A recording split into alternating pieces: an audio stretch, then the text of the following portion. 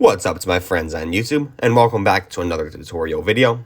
Now, if you've been on TikTok for a while, or you've just scrolled through TikToks on any other platform, I'm sure you've seen TikToks before where it's two of them morphed into one, and basically what this is called, or what TikTok calls this, is a stitch.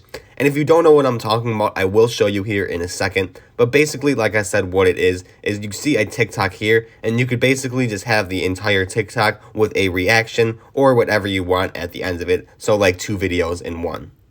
So in order to do this, I'm just going to head over to a video of my own actually for this example. And what you're going to want to do is hit the little three dots sort of in the bottom right hand corner there. It's on the toolbar right below the comment section. And it's going to come up with a bunch of different options here, but you're looking at the bottom toolbar there, and if you scroll about 6 to the right, it's going to come up with a button for Stitch, and you will click on that. It's going to take a moment to load up here, but it will take you to your TikTok creation.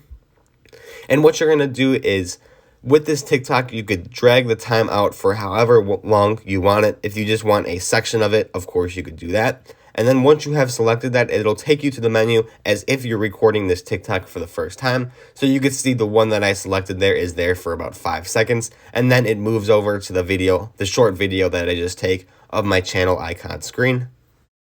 And like I said, this is just an example, so I'm not going to be doing any crazy editing on this for this video because it's just an example, but you could edit this just like you would any normal TikTok, and you can see here in a moment when you click next, it's going to take you to your caption menu, and you will post this as if it's a normal TikTok. So it's a nice way to get content basically based through reactions if you so choose. That's all there is to it though. If you did have any questions, drop a comment down below and I will get back to you as soon as possible. Other than that, if you found this tutorial helpful today, like and subscribe. Thank you for watching, and I will see you in the next video.